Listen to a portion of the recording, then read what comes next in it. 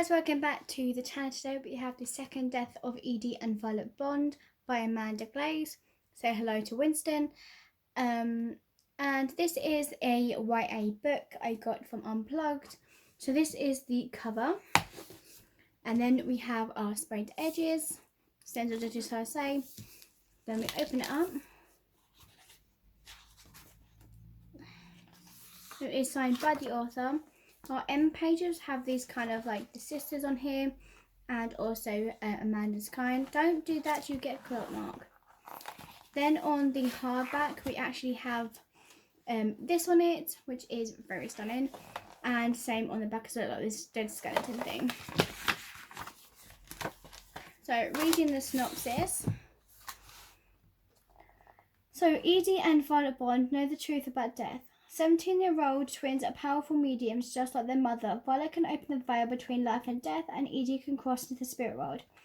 But their abilities can save them when their mother died and their father threatened to commit them to a neuroticism asylum. Now, runaways Edie and Violet are part of a travelling spirit ritualist show, a tight-knit group of young women who demonstrate their real talent under the guise of communing with spirits. Each night, actresses, poets, and musicians operators all make contact with spirits who happen to have something to say, not as that young ladies could never openly express. But when Violet's axe goes terribly wrong one night, Edie learns that dark spirit responsible for their mother's death has crossed into the land of the living. As they investigate the identity of her mysterious final client, they realise that someone is haunting the mediums and they may be next.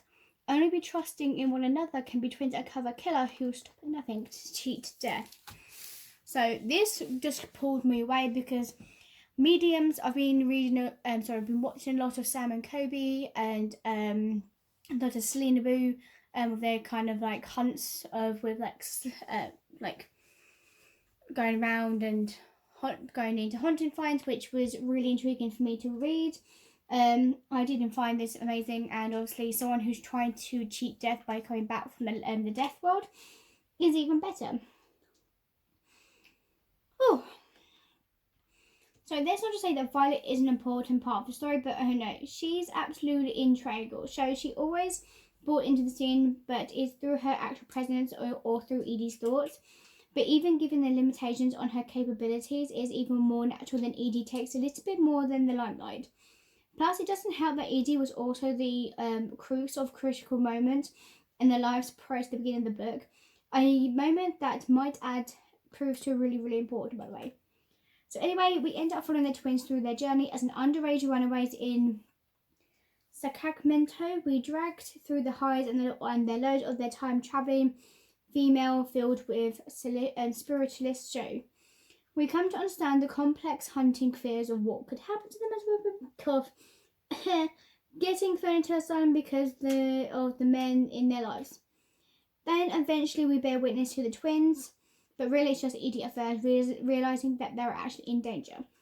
So the shadow caused their mother's death, somehow broken into the world of living, plus other female spirits mediums has also gone missing. So Edie and Violet, mostly Edie, really are tearing their hair out trying to get everything under control. So did I mention there's also loads of murders? And yes, I very much am grinning like a gremlin on precise of crackling. Then again, was anything really expected from male people? So if you haven't noticed as well, guys, that I am doing a lot more, creepy ass mystery books, because hell yeah, me like reading those right now. And this was mystery, murders, and spirituals.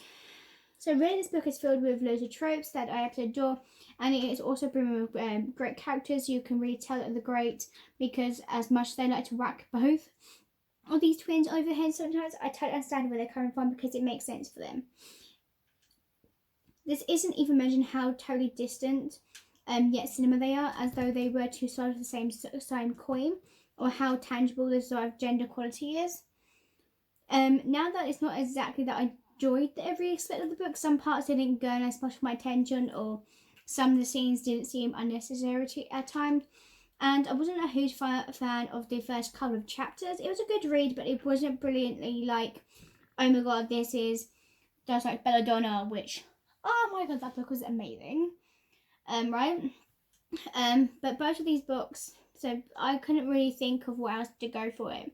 So nevertheless, the world is breathed of fresh air. I think it creates an entirely new Pomona and realm that ties these two together so nicely. And the characters are, as mentioned, rich and intriguing and a doubt of feminism. There is sorely lacking between these periods of time. So overall, I would give this book an okay. It's just not something that I probably will pick up again. Because I was really looking forward to so if you like murder mysteries, death, fantastical elements, and brilliant female characters, then this book is for you. But for some reason, the first half didn't get to me at all. It was like really slow paced for me. I feel like it could be for me. It could just be the way I was reading it. I probably was tired. But the first half felt really like slow, and then it got to like middle, and I was like, oh, okay, yeah. And then it just went, oh, okay, that was fun. And that's it. So obviously I might try and give this another reread, but I'm not sure if I'm actually going to get this book yet. So we'll find out in a video if I've kept this book or not. So I hope you guys enjoy, and I will see you guys next time. Bye bye.